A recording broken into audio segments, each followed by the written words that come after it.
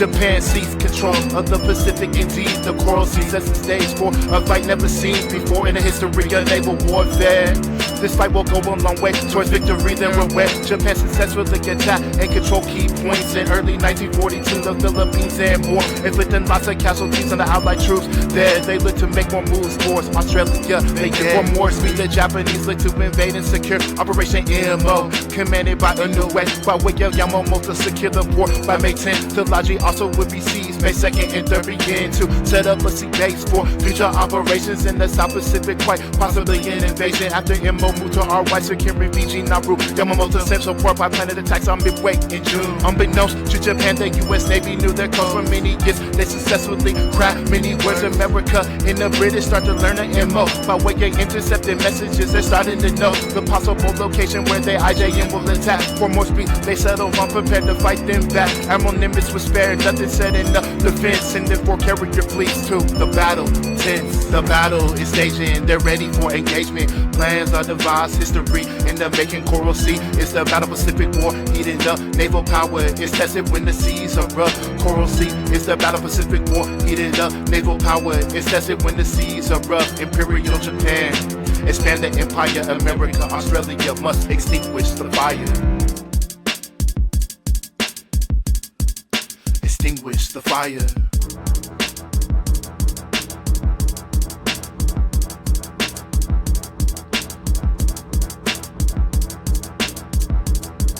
Late April, the gathering storm set to break the Japanese into sub to scout out potential threats. But they found out that their path cleared on more speed. Their path cleared through the bays leading to Tolaji, where Alma A had 11 transports with 5,000 men from the 13th Wars, one light cruiser and 6 destroyers. Joining A was Kajioka, the Moresby Strike Force, looking to arrive May 10th, so they set their course. Tolaji Strike Force was led by Admiral Shima, Leggers, Minesweeper, Sub Chasers, destroyers, the carrier Shoho, one destroyer, 4 cruisers, commanded by Aratoma, ensuring they weren't the losing. Boats also joined the group, the island taking May 4th. The plan was for them to join the attack on the port. Subs were sent as a scout line to watch the Coral Sea, but Commander Fletcher for the Allies already passed unseen. The Coral Sea is set right now.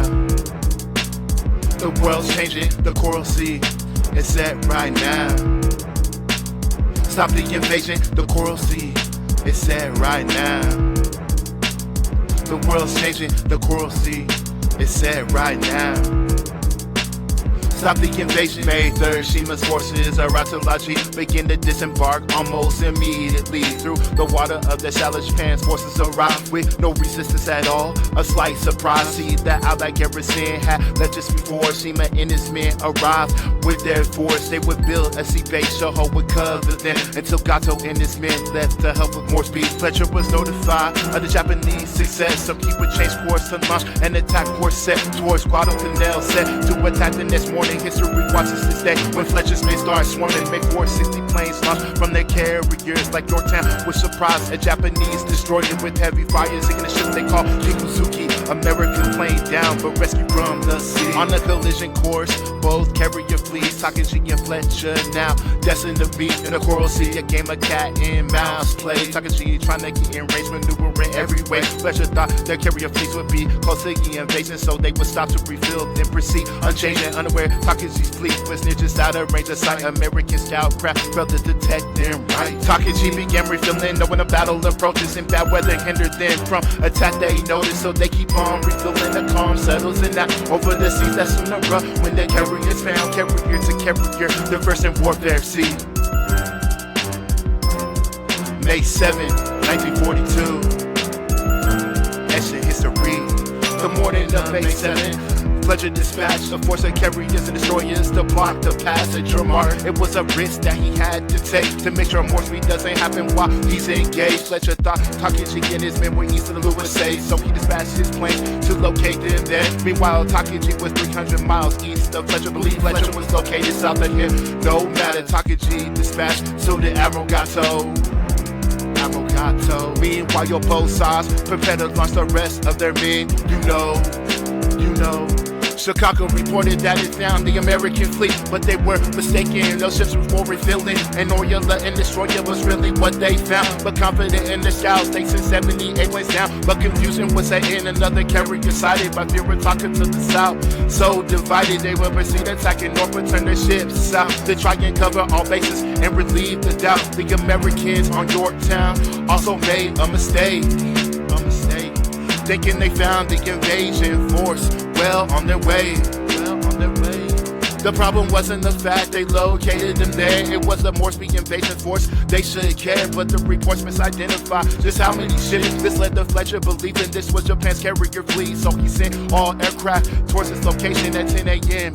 ready to bring hell. Amazing, neither side could pinpoint each other in the scene. The main carriers are both getting closer, drifting. Takaji's forces arrived at Neosho when Sins and realized their mistake.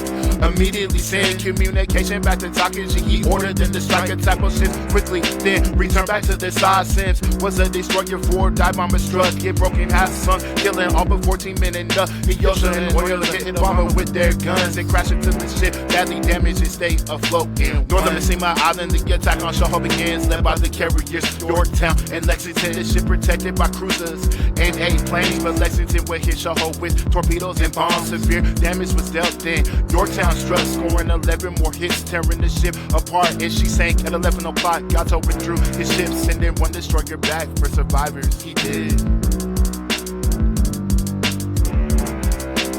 So much depends on this battle.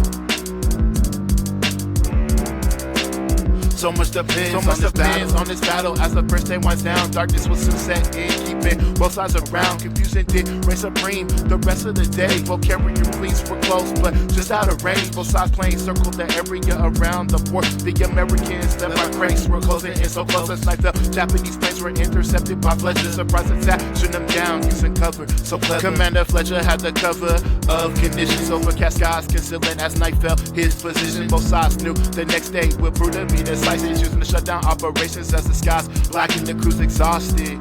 Try to sleep a few hours before the morning when the battle will ignite around the Fletcher learned his Oriola had been damaged. No hours tick by on the ocean, then once again here. At 8 a.m. the next day, the Japanese were spotted through a hole in the clouds. Certainly were spotted 2 minutes later. The Japanese found the Americans both sides ready. Their attack, the port invasion depends on the outcome of this fight. The invasion force awaits east of Woodlark Island as the carriers brace for contact. The Americans got their planes off first, beeline towards the ships fly, possessed or cursed. Yorktown and Lexington, my 75 planes, bombers, torpedoes, and fighters ready to engage. The Japanese 669 craft of their own. The skies above the sea are now filling up. 1057 Yorktown planes struck it in Shikoku hard. Damage hit, it's like that, severely scarred. Lexington plane struck next with 1 direct hit, leaving the ship badly damaged with casualties. Yes. Japan's flight crew proceeded now to fly through. The Americans tried to intercept them flying low altitude, so they missed because the planes flew right over their head, closing in on Yorktown and Lexington. Hold your breath, here we go to Lexington. The Japanese, they get attacked. The fights around the ships and planes are being shot down fast. All torpedo bombers missed. Yorktown unsuccessful, but a pencil movement would trap Lexington in their hole. Now the dive bombers close